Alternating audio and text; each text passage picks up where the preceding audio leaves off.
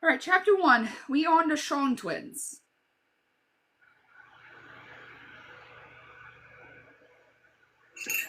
I'm stage right already. The horse's hooves clattered softly on the cracked cobblestones, a stark contrast to the distant rumble of artillery. The young man and woman, the Shong twins, rode into what was once a picturesque, wow, I actually remember that word. Sorry. German town. A splintered wood sign hang crooked from the post, announcing their arrival to Rothenburg, Old Der Tong. Anywho, as they moved deeper into town, the destruction became sorry. Okay, became more apparent. Several of the iconic half-timbered houses were reduced to charred frames. The roofs caved in, and the scent of burnt wood and dust hung heavy in the air. A few figures moved through the rubble, some with empty, hated expression. God's. Okay, I don't. I forgot how to pronounce that word. Get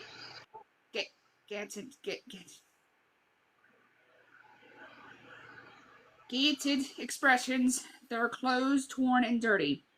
One man leaning against a half-destroyed wall had a bandaged arm and stared blankly into the distance. It was to him that Finn, the young man, called out, "Excuse me, sir, have you seen the Janten des..."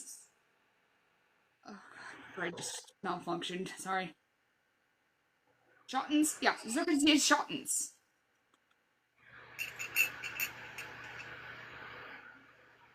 The man's face seemed far away, his mind in another world, when he softly says, "Zirkus?"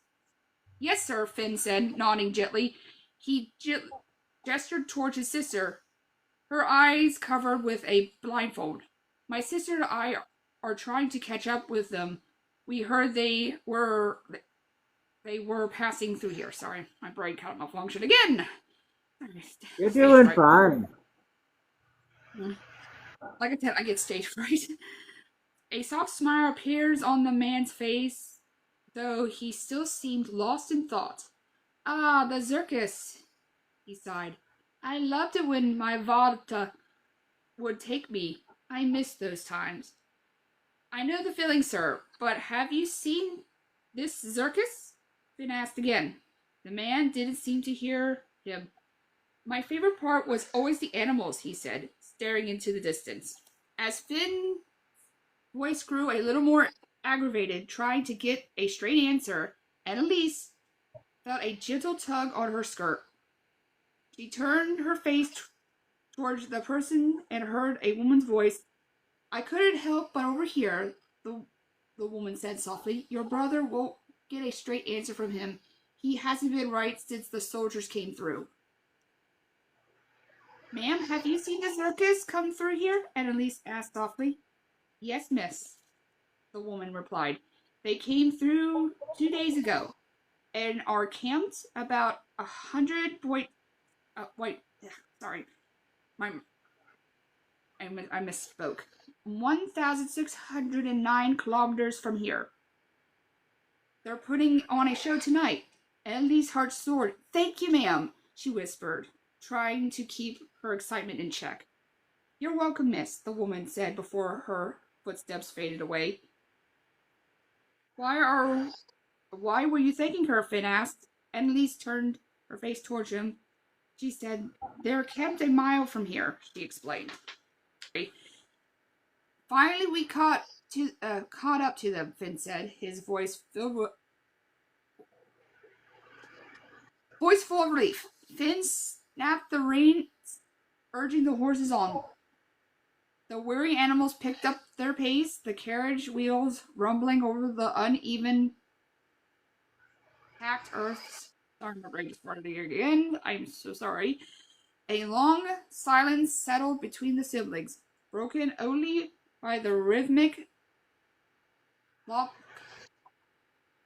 plopping and the creaking of the wagon. Annalise, with her blindfold still in place, turned her face towards him, with brow furrowed slightly. You still don't find it odd? She began, her voice soft but with an undertone of concern. That a circus would set up shop in a war-torn country pretty much right in the war zone. Finn's gaze remained fixed on the road ahead, his posture stiff and determined. I think they're doing this to offer a temporary distraction, he explained. His voice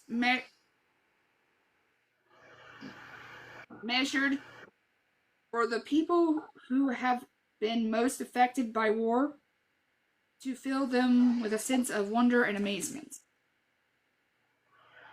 She was quiet for a moment, pondering his words. That makes sense, she finally.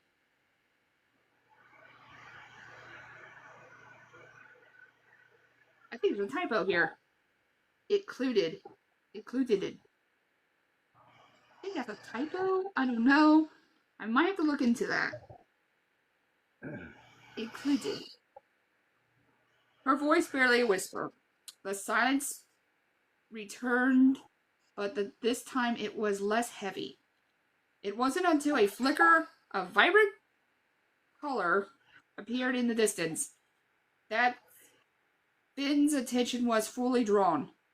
High above the landscape, a tattered red and white flag dancing in the wind marked the highest point of the massive tent. I see it now, he said to Annalise, the note of triumph in his voice. Annalise's head drooped, her shoulders slumped slightly. Are you sure they'll hire us? She asked, her voice small and filled with doubt. Finn's confidence, however, was unwavering. When they see what we can do, he declared, his tone firm and full conviction, there'll be fools not to hire us.